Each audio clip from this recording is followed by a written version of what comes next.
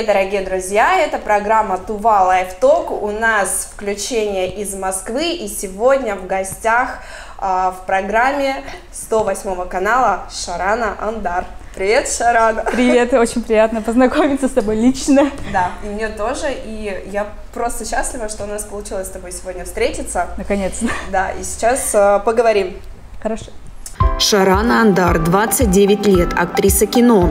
Окончила в 2019 году высшие курсы актерского мастерства при кинокомпании «Амедиа», курс Василия Мищенко. Снялась в таких фильмах, как «Конец света», «Совершеннолетняя» и «Ночной марш». Окончила в 2015 году Тувинский госуниверситет по специальности документоведение. В 2019 году окончила Берлинскую школу Таро, сертифицированный таролог. Победительница конкурсов красоты «Мисс Азия Сибирь», «Мисс и мистер Альма-Матер», «Мисс и мистер Студенчества», Дангена Судхольского Кажуна.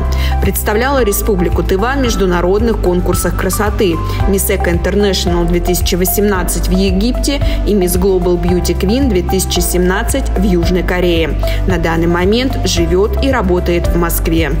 Шарана, расскажи, ты в данный момент участвуешь в кинопроекте, ты снимаешься в кино. Если можно об этом рассказывать, пожалуйста, дай нам какие-то подробности. Я расскажу вкратце. Это комедия.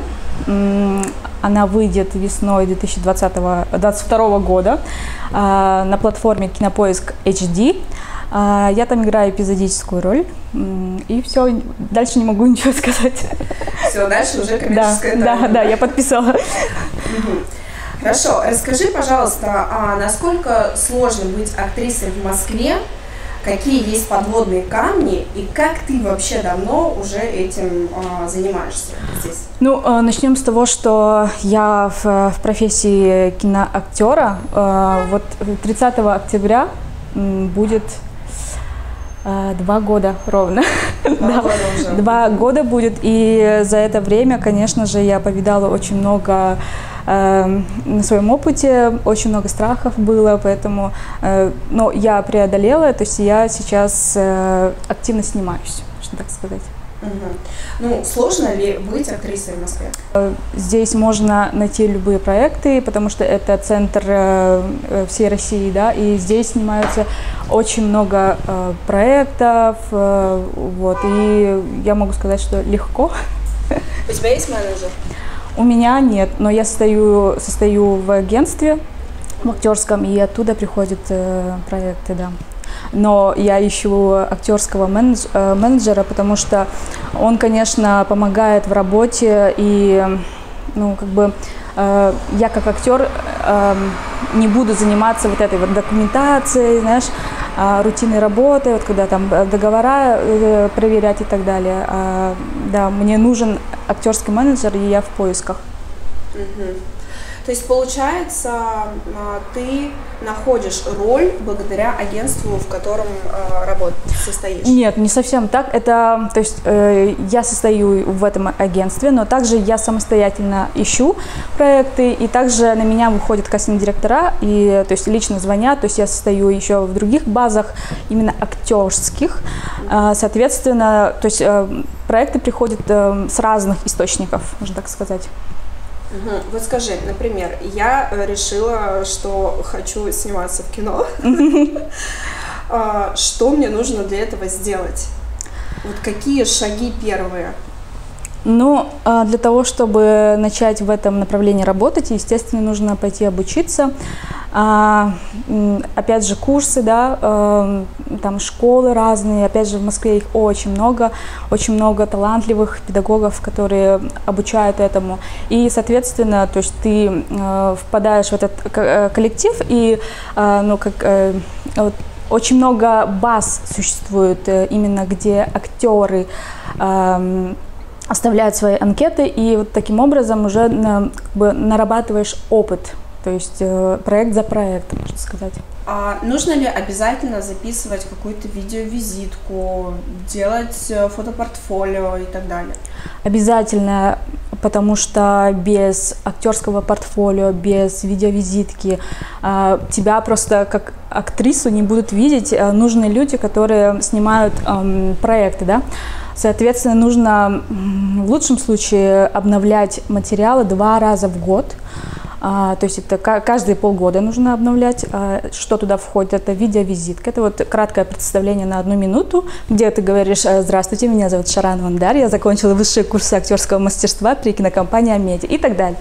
Вот. Ну, проговариваешь проекты и все. Ну и фотографии. То есть фотографии должны включать только портретные, чистое лицо, без косметики, либо же минимум косметики, ну и в нескольких образах, чтобы, опять же, режиссеры, продюсеры, кастинг-директора, которые ищут именно актеров, они могли увидеть чистое лицо без там фотошопа, без всяких тоналок, да, и вот.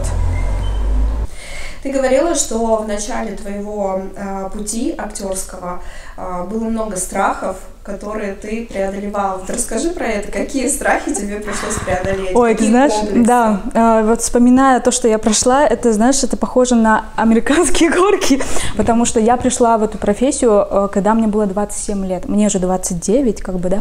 А это считается уже поздно, да? Это считается, да, поздно, потому что все, как мы знаем, поступают там 18 лет, там в театральные вузы, а я вышла так, что, то есть какой-то промежуток жизни я прожила и вдруг решила стать актрисой кино. И пошла в 27 лет. И, конечно же, было очень много страхов, такие как: а что скажут другие? А я же уже стара для этого, ну, для того, чтобы стать актрисой кино. А что, типа, с моим лицом? То есть в России, я думала, в России снимают только русские лица, именно славянские. И вот с этими страхами я пришла. И, как ты знаешь, вот очень странно, очень интересная жизнь в том плане, что то есть я задала, получается, запрос во Вселенную, что я хочу стать актрисой. И как-то вот люди начали подходить, да, там, помню, там шла по улице, подходит одна женщина, говорит, не Шарана, говорит: здравствуйте, вы не хотели бы сняться в фильме? У нас, типа, тут кастинг идет. Я говорю: да, хочу. И нас, короче, меня, короче, повели в офис, и там отсняли, и это оказалась прям, знаешь, такая хорошая кастинг-директор. Женщина, да. То есть вот эти вот все мифы, что тебя на улице заметят, это все правда, это я на своем опыте повидала, да.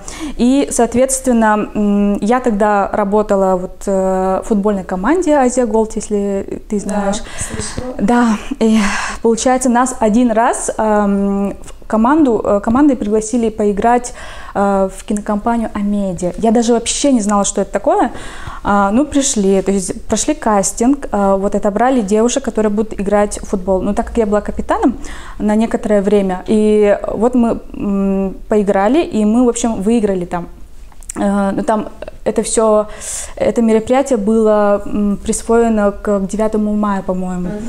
Вот, и я говорю одному человеку из организаторов: смотрю, там актрисы профессиональные там выступают, и я поняла, что это огромная кинокомпания, которая делает вот фильмы, да. И я спрашиваю: а что нужно сделать, чтобы поступить? Я тоже хочу. И мне этот мужчина направляет на менеджера. Он говорит: вот подойдите туда, к этой девушке, и все, запишитесь. Я подхожу и записываюсь, и потом, то есть, получается, я оплатила, и только с 3-го раза я попала на этот курс, потому что с 1-го раза у меня был конкурс красоты, я уехала вообще в Египет. 2-й раз меня попросили вообще полностью подождать, потому что там уже профессиональные актеры пошли на обучение. И с 3-го раза только я попала, и то я не хотела пойти учиться, потому что я уже как бы у меня перегорела, и как-то вот я себе говорила, что какая из меня актриса, да ну нафиг, я получу лучше вот эти вот деньги, которые заплатила, 20 000, да. Я подошла и говорю: верните мне деньги. На что она мне говорит? Аня говорит: нет, дорогая, все, уже как бы по документациям уже как бы чек прошел, и лучше ты отходи месяц, и все, можешь уходить. И я такая: ну ладно, все. И первый день, первый урок, захожу, значит, в аудиторию, там очень много новобранцев, там, можно так сказать, 30, наверное, новых именно вот студентов, и сидит Василий Константинович Мищенко, режиссер, актер, очень такой уважаемый человек в мире кино. И все, мы начали заниматься вот так вот. И, конечно же, я адски боялась камеру, потому что у нас были такие задания, когда он просил просто сесть, не моргая, рассказать стихотворение. Вот. Одно из заданий было, я помню, я села, и у меня прям страхи, я даже хотела убежать из этой прям аудитории, потому что настолько я не могла контролировать себя, и я себе говорила, что я не смогу, потому что это не мое место, это как бы... настолько я прям боялась этого процесса творческого. В какой момент произошел перелом, когда ты поняла, что нет, я все-таки могу, и я буду актрисой? Продолжу. Я вот села, рассказала это стихотворение, и у меня вдруг пошли эмоции. То есть я начала резко плакать, потому что там стихотворение было, что я дочь Валерия, я дочь Тувы. То есть у меня, когда проговаривала эти фразы, у меня автоматом пошли воспоминания. И я тут начинаю реветь на всю аудиторию, то есть я даже не перестала себя контролировать. И тут он говорит: стоп, снято! И вот так счастливо ко мне подбегает, говорит: молодец! Я вообще не понимаю, что происходит. И потом, как оказалось, он этого ждал. Он ждал от каждого студента, чтобы каждый студент показал эмоцию. Вот. И, конечно, он сказал, что молодец, с полоборота сделала. Вот в этот момент, конечно, я поняла, что есть какие-то задатки, потенциал. И, конечно, мои педагоги, Василий Мищенко, Ольга Вихаркова, когда я выпускалась уже, такие слова сказали, что Шарана может все, ее нужно просто чуть-чуть вот так вот, чуть-чуть вот так вот, знаешь, немножко вот так вот направить, и все она сможет. И тогда от их веры я поверила в себя, реально, ребят, потому что я на тот момент думала: хорошо, я проучилась 4 месяца, хорошо, но надо мне это или нет? Я сомневалась 50/50, потому что, опять же, возраст, опять же, невостребованная внешность, да, в российском кино. И что скажут другие, потому что, блин, мама же тоже будет там против, да, друзья тоже будут там что-то говорить. Такие странные у меня страхи были, интересно. И я тогда рискнула. Пошла дальше учиться именно по менеджменту киноактера, как получать роли, именно как искать проекты, именно в этом направлении, в направлении бизнеса. Пошла к педагогу Олесе Грибок, она тогда снимала тоже актерские визитки. Мы с ней сняли, то есть в течение 4 часов сняли и интервью, вот как мы с тобой, да, ну то есть в формате 3 минут, в общем. И некоторые такие тоже актерские видео мы засняли, и она тоже сказала, ну она режиссер, продюсер, актриса, и она коуч еще. И она говорит: Шарана, вообще, то есть в ее глазах я увидела, что я смогу. И вот верой 3 человек прям я заставила себе тогда сказать: все, ты можешь. Я помню, я себе сказала: если в течение этого года ничего не получится, я бросаю это.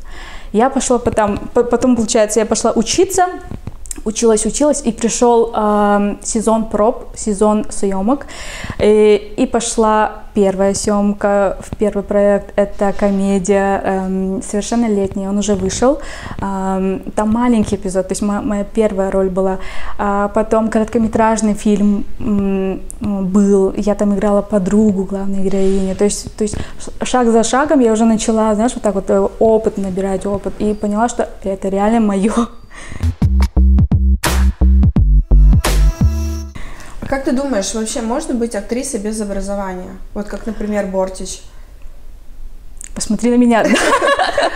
Но ты все-таки какие-то минимальные, базу все равно получила. Да.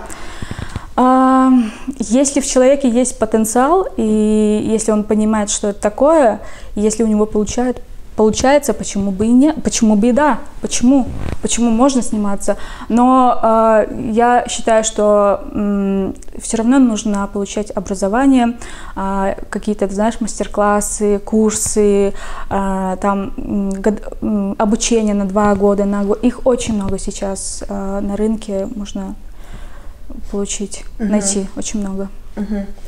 А какими проектами, где ты уже поучаствовала, ты вот больше всего гордишься? Ну, скорее всего, это... Вот если про гордость, скорее всего, это первый проект мой, потому что там была совсем маленькая роль, эпизод, но я знаешь, как это было, я не хотела соглашаться, потому что мне было страшно, мне было, я думала, что я недостаточно хороша, чтобы сыграть в таком хорошем, знаешь, огромном, таком качественном проекте, потому что это киностудия Бондарчука, то есть там хорошие, прям серьезные режиссеры, Антон Федотов. Я думала, нет, это же, ну как же я, то есть я и они. И вот, конечно, в этот момент меня очень сильно поддержала Олеся Грибок. Я у нее училась, и она сказала: Шарана, это твой первый проект. Это твой билет золотой. Да. И она говорит: не думай вообще, вот, что ты боишься и так далее. Просто думай о том, что ты познакомишься с нужными людьми, с людьми искусства, кино. И я тогда сказала: ладно, хорошо, я доверилась, и я полетела. И я не пожалела, честно, потому что на площадке мне было очень страшно, потому что я не знала, что будет дальше, грубо говоря. И я звонила, я помню, Олесе, говорю: Олеся, что нужно делать? И она мне прям голосовыми записывала, что нужно сначала сделать там найти там ассистента по актеру, потом пройти грим, костюм, вот, и пошагово все рассказывала, да. И тогда, вот как она, знаешь, она как путеводитель, реально, поверните направо, поверните налево, потом прямо, вот, и, соответственно, с ее помощью я преодолела этот огромный страх. Ну, тебе удалось познакомиться с нужными людьми? Конечно, да. А какие у тебя на данный момент есть амбиции на актерском поприще? Спасибо за вопрос. Это главная роль. Главной роли. Я хочу сыграть в историческом проекте главную женскую роль и выйти на международный рынок, потому что типаж позволяет, да и всем можно, да, выходить, но для этого нужно учить английский язык, что я начала уже с сентября месяца, я начала уже повторять, то есть наверстывать упущенное. Планы огромные, да. Ты хочешь в Голливуде сниматься? Почему бы и да, конечно. Все актеры об этом мечтают? Я думаю, да. Но в основном, да, я считаю. Но есть актеры, которые, кроме театра, ничего не хотят. Вот я училась с одной актрисой, и она прям твердо говорила, что она хочет только в театр. Никакие там фильмы, только в театр. Вот, кстати, чем отличается актер кино от актера в театре? Просто техника игры, потому что в театре мы как актер, он играет до последнего ряда, чтобы зритель увидел жесты, он как-то даже, может быть, переигрывает. И это один дубль, да, с одним дублем ты входишь и выходишь в образ. А в кино это как бы снимается по кусочкам, то есть и работа уже не такая, знаешь, такая нету переигрыша, можно так сказать. И вот этого, да. И камера вот здесь, камера все считывает, все видит, каждую микромимику, каждое микродвижение, эмоции, то есть ее не обманешь.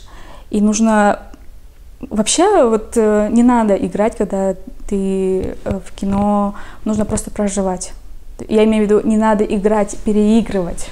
Вот, кстати, по поводу просто проживать. Вот как ты вживаешься в роль, и как у тебя получается потом выйти из этого состояния? У меня это как-то очень легко удается, ну и как-то... Ну, у меня просто очень хорошая фантазия, и, наверное, вот техники, которыми я обучилась, тоже помогают. И я помню, вот после первого урока я начала рыдать, и он сказал мне: молодец, молодец. А потом, прикинь, целую неделю я не могла выйти. Вот. У меня это было один и единственный раз. Я потом начала пугаться, потому что я же как студент, то есть первый раз я попробовала, у меня получилось. И у меня первый день, второй, пятый день, 6-й и 7-й день. Я сижу и не могу понять, почему я рыдаю и почему я в эту травму попала, связанную с отцом. И тут я подбегаю к Василию Мищенко и говорю: Василий Константинович, почему так? Вот я не могу, после этого раза я не могу уже успокоиться. И он тогда рассказал, что вот, ребятушки, садитесь, я вам сейчас расскажу особенности, так-то, так-то, так-то, и что нужно... Скажи нам. Ну, нужно просто понимать, что это персонаж. Понятное дело, что мы там нажимаем на свои болевые, ну, нажимаем на точки, опираемся на опыт, да, свой, и нужно понимать, что словом «стоп» снято, нужно уметь выходить из этого образа, потому что так можно свихнуться.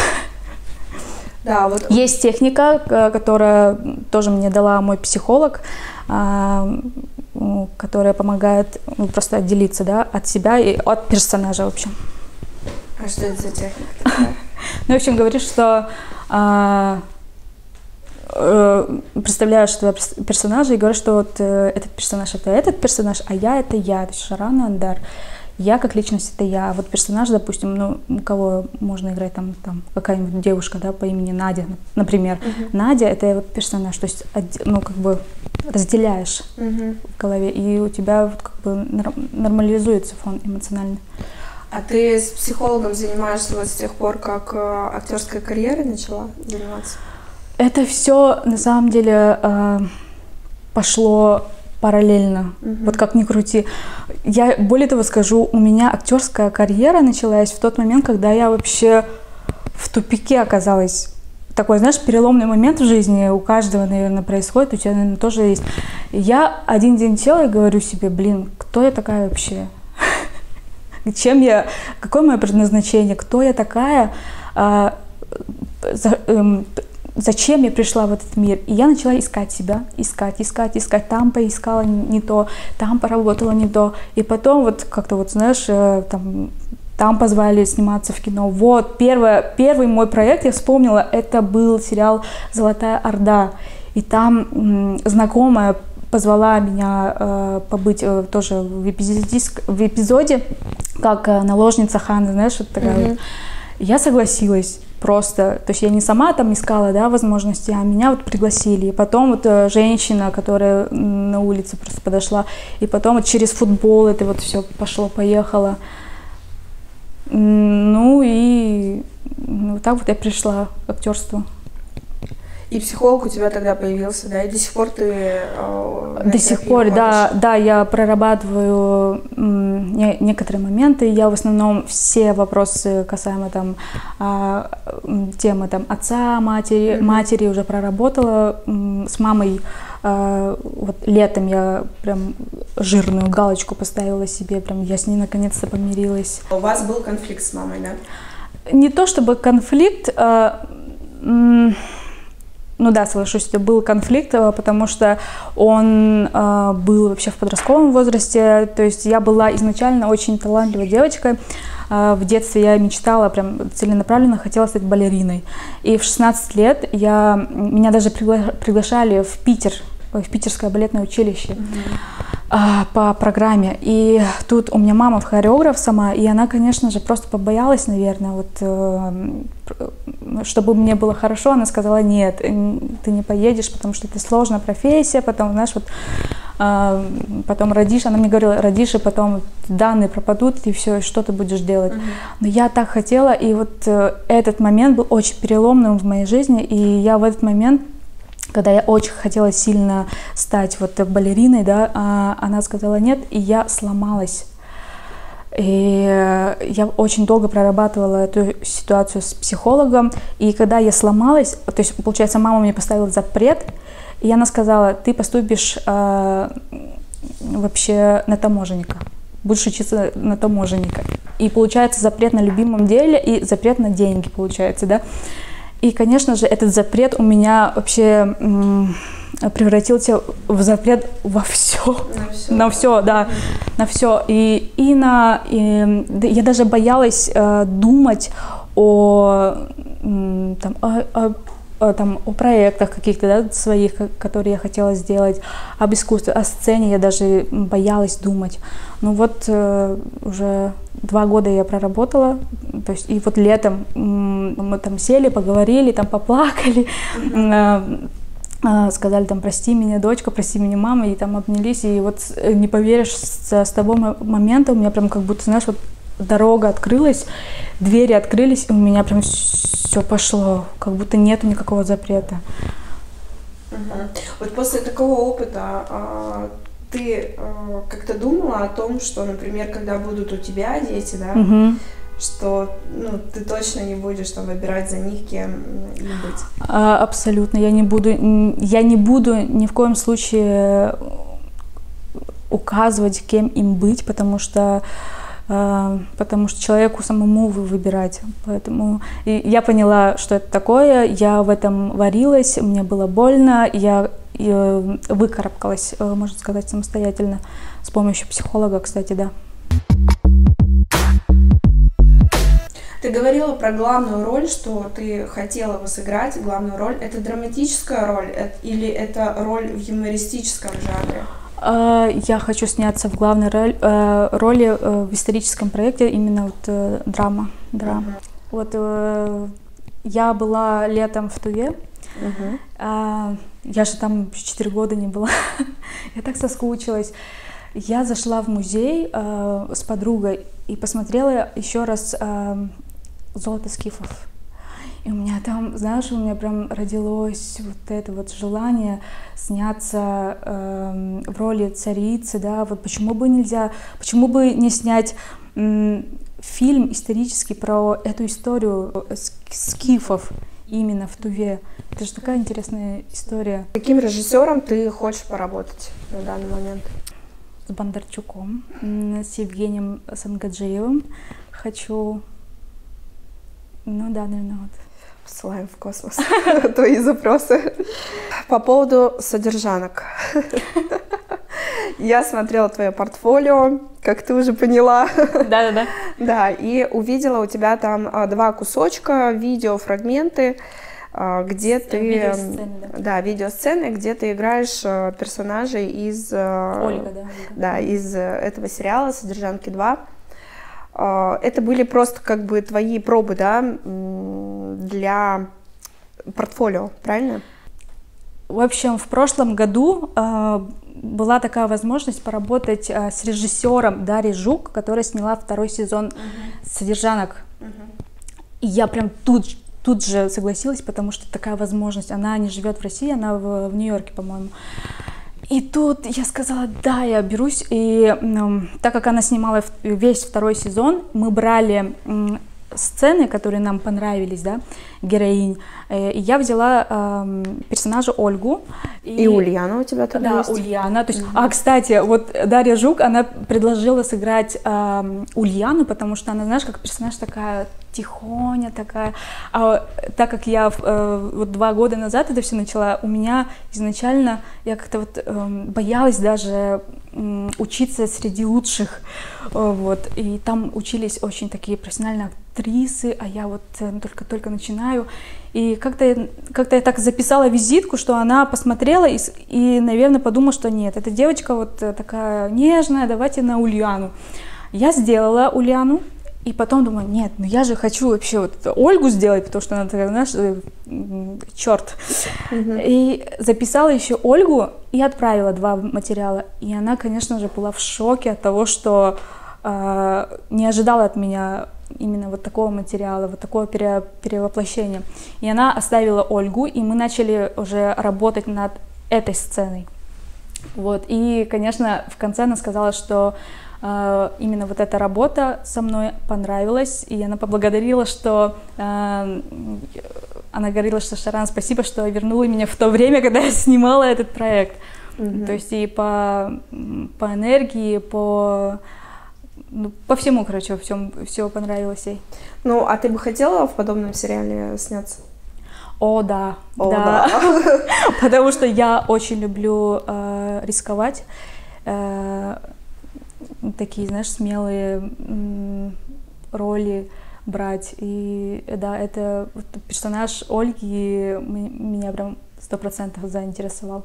Ты работаешь сейчас с психологом, она тебе помогает отделиться от роли.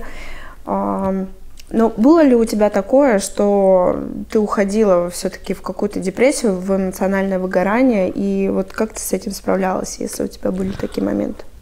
В моей жизни один раз было такое, но это не связано с ролью, то есть с работой над каким-либо проектом. Просто у меня было, я знаю, что такое эмоциональное выгорание, это связано с Инстаграмом. Я как-то очень давно, можно так сказать, активно выкладывала, работала на этой площадке.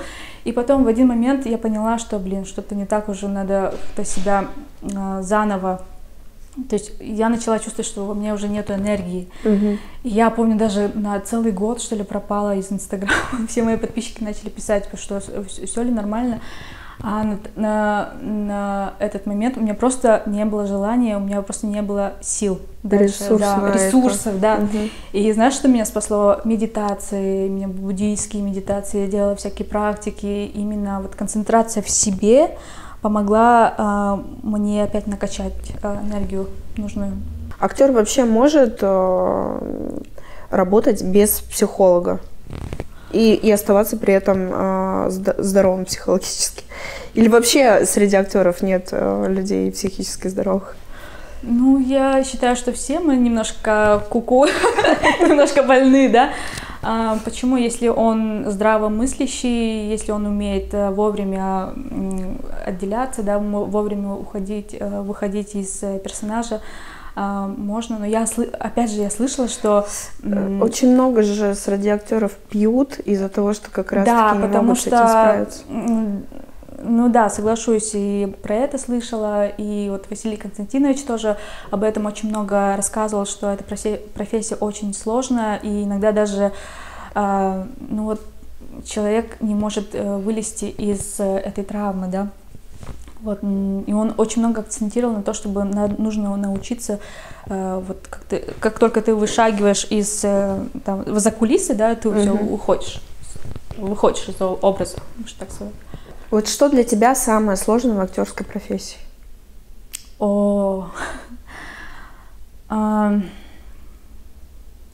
Именно преодоление себя, потому что я опять говорю, что я во взрослом возрасте начала, и мне было прям в 100 раз сложнее, очень много страхов было, но как интересно, на съемочной площадке я получаю кайф. Я не боюсь камеры, да, то есть там 2-3 месяца я ее побоялась, и все, я уже ее приняла, вот. И когда ты на кастинге, когда ты на пробах играешь, да, какой-то эпизод, какой-то роли, вот если ты чувствуешь, что, фальшивишь, что ли, да. Вот ты как-то ловишь себя на этом, что-то пытаешься в моменте исправить? Конечно, да. Вот опять же, я вспомнила момент, была летом в Кызыле, я попросила Эдуарда Борисовича немножко дать мне мастер-класс. Я там записывала, знаешь, монолог такой на тувинском языке, я выложу потом как-нибудь. И, значит, он там, камера, мотор, все, он как режиссер, я как актриса начинаю там на тувинском. И все, я чувствую, что-то идет, знаешь, как-то очень искусственно. Он говорит: вообще не играй, пожалуйста. Он начал вот так вот сердиться, я говорю, то есть это все считывается очень быстро, и камера это тоже видит, поэтому лучше вообще не переигрывать, лучше просто быть собой и вот именно по-настоящему проживать. А кто из современных актеров тебе нравится, кто тебя восхищает, кем ты восхищаешься? Ну, давайте начнем с Сабины Ахмедовой. Содержанки, привет. Да. Но знаешь, я ее увидела впервые, когда она снималась в сериале «Золотая Орда». Вот, как она там играла. Посмотри, это же вообще ходячая энергия. Вот ее появление в кадре, Это, вы знаешь, вот как будто бы, знаешь, вот всю землю она может так вот подзарядить. Обязательно посмотреть этот сериал. И из девочек Юлия Пересильд мне нравится. Джонни Депп, ну это все скажут, да, за Джонни Депп. Кто еще? Ну пусть это тройка будет. Нет. Еще я сейчас скажу. Александр Карбатов и еще Санджар Мадиев. Это казахстанский актер тоже. Он прям, видишь, и прям такой, знаешь, персонаж диснеевский. Я бы его хотела увидеть прям в каком-нибудь диснеевском проекте. Твоя актерская мечта — это что? Выйти на международный уровень. Именно, неважно, Голливуд, неважно, там какая-то страна. Болливуд. Ну, вот я буду стремиться к международным проектам, потому что нужно все равно идти вперед, не застревать в своей коробке, можно так сказать. А твоя основная работа сейчас — это вот актерская профессия, да? Актерская, да, и то я занимаюсь... ты этим зарабатываешь на жизнь? Да, и я еще таролог. Ты таролог? Да. Такое удивление. Я таролог, да. Круто, блин. Я хочу еще на нумеролога пойти и на астролога. То есть, времени не хватает на все это. Психология тоже интересна. Так, Шаран, после интервью я могу... мы с тобой поговорим. Да. Кстати, вот к Таро я пришла в тот момент, когда вот у меня тупик был тоже в жизни. Я такая, блин, что делать? Вообще прям депрессия выше крыши. И через Таро я начала познавать себя, делать практики. Ты знаешь, что нужно там делать практики, если там идешь как сертифицированный, да, специалист. И потом поехало вот именно актерство, психология. Вот эти вот 3 пути параллельные, они меня привели вот к настоящей вот Шаране. Скажи, в каком кино ты никогда не согласишься играть? Если мне сценарий не понравится, ясно, понятно, и если это, в общем, ну да, если будет неинтересный сценарий. Ну, что вот там конкретно должно быть такого, что тебе не понравится? Ну, героиня, да, которую я вообще не хочу играть, потому что, допустим, я по архетипу вообще герой, правитель, а если мне предложат там какого-нибудь, к примеру, там, ну, что может быть, не интересующуюся мне роль, я не соглашусь. Потому что на данный момент я прям нацелена на поиски именно на героев, на правителей, на шута можно, потому что шут — это комедия. Очень многих еще интересует такая тема, как постельные сцены в кино. Ой, у меня же мурашки пошли. Задала такой вопрос. Ты на такое согласна или не согласна? Такой щепетильный вопрос на самом деле. Если... Ну там же все понарошку. Мы понимаем, что это игра, да? Но если сценарий этого требует, если от этой сцены потом идет дальнейшее, да, развитие, то соглашусь, да. Вот как Кристина Асмус снялась в тексте, сколько на нее вылилось хейта после этого, да, но тем не менее она сама признается, что эта роль дала ей просто колоссальный толчок в карьере. Несмотря на то, что там и обнаженка у нее была. Я люблю, когда красиво, но вот как ты говоришь, как эта актриса, я, наверное, на данный момент я не готова. Ты снималась в клипе у Манижи, клип, который был показан на Евровидении, Russian Woman. Да. Как ты вообще попала в этот проект? Что он для тебя значит или ничего не значит, или это просто работа? Поступило предложение, как было. То есть в прошлом году я снялась в короткометражном фильме «Ночной марш», и продюсер этого фильма позвонила мне и предложила сняться, принять участие и быть частицей этого проекта. Конечно, я сказала да, потому что это такая честь, гордость за нашу страну, вот побыть хотя бы, ты знаешь, как там, частичкой этого проекта. И, конечно, я согласилась, и эта песня сама по себе очень такая, в ней столько смысла, да. Вот, для меня эта песня — это гимн для женщины, я так себе говорю, потому что когда приходит время, когда там нет мотивации, когда там, ну, бывает же, когда там депрессия, да, приходит, я просто наушники включаю, встала и пошла. И встала и пошла, и начинаю качать. Да. Очень сильно, потому что российская женщина, она может все вытерпеть, она войну прошла, она может и в космос полететь, как Юлия Пересильд, и вообще достичь всех целей, которые она захочет. Угу. Ну, сейчас же уже немножко другое поколение, да? То есть те женщины, которые были в Советском Союзе, которые проходили там войну, и сейчас наши современные женщины, вот есть какое-то различие между этими поколениями, как ты считаешь? Безусловно, есть сила духа, сила воли. Не стали ли мы слабее вот так? Нет, я бы не сказала, нет.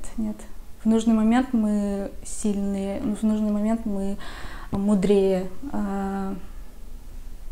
Это все из поколения в поколение передается, поэтому нет, нас не сломать. Супер! Спасибо большое, Шарана. Спасибо вам, ребята, что были с нами. Спасибо тебе и процветания каналу.